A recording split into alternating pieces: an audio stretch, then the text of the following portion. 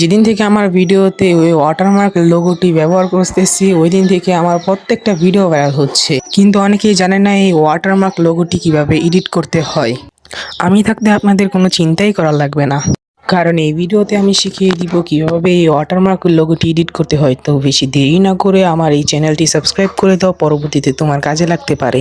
First of all আপনার দুইটা জিনিস লাগবে। প্রথম হলো আপনার যে লোগোর নামটা দিতে চান সেই লোগোর নামটা লাগবে। আপনি যদি নিজের নাম এডিট না করতে পারেন তাহলে গুগলে সার্চ দিলে আপনি অনেক স্টাইলে আপনার নাম পেয়ে যাবেন। ওখান থেকে যে কোনো একটা ডাউনলোড করে নেবেন।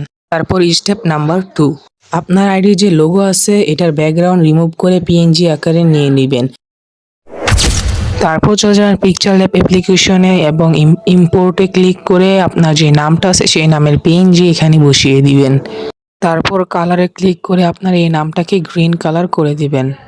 একটু ডানে যে স্ট্রোকে যাবেন, স্ট্রোকে যেয়ে এটাকে ব্ল্যাক কালার করে দিবেন।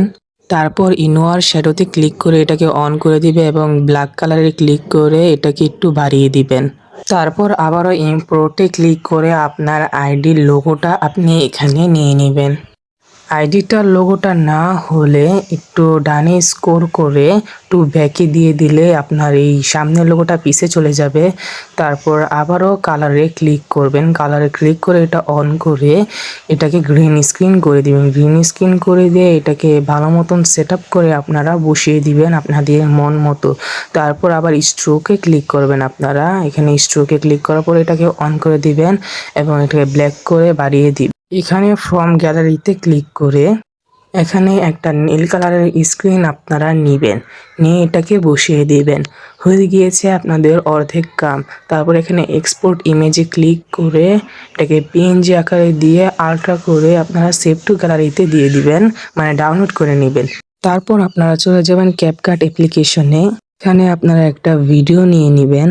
তারপর এখানে ওভারলিতে ক্লিক করে আপনারা আগের যে পিকটা আছে সেই পিকটা এখানে দিয়ে স্ক্রিনটা ফুল করে দিবেন। স্ক্রিনটা ভালো মতন ফুল করে দিয়ে একটা ভিডিও লেয়ার পর্যন্ত টেনে আনবেন। তারপর এখানে ডানে একটু স্ক্রল করবেন, স্ক্রল করলে আপনার রিমুভ বিজিতে তারপর ক্রোমাকে ক্লিক করে এখানে ইনস্ট্রেটেতে এটাকে বাড়িয়ে দিবেন এবং শ্যাডোটাকে আপনারা 100 পর্যন্ত করে দিবেন, মানে সব পুরোটুক বাড়িয়ে দিবেন। পুরোটুক বাড়িয়ে দিয়ে এটা স্ক্রিনটাকে ফুল করে ভালো মতন ফুল করে আপনারা এটাকে ডাউনলোড করে নেবেন।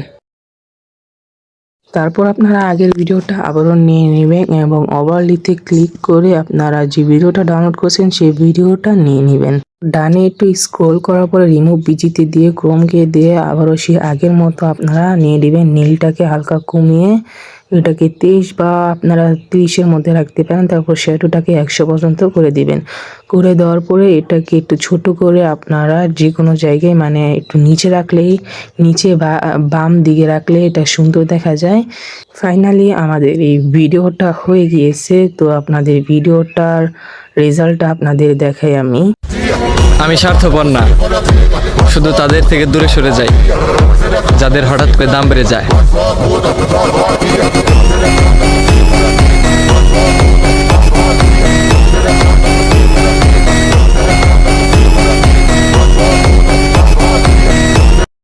ভিডিওটা কেমন হয়েছে কমেন্ট বক্সে বলে যাবেন। যদি ভিডিওটা ভালো লেগে থাকে তাহলে একটা লাইক এবং সাবস্ক্রাইব করে দিবেন। আল্লাহ হাফেজ।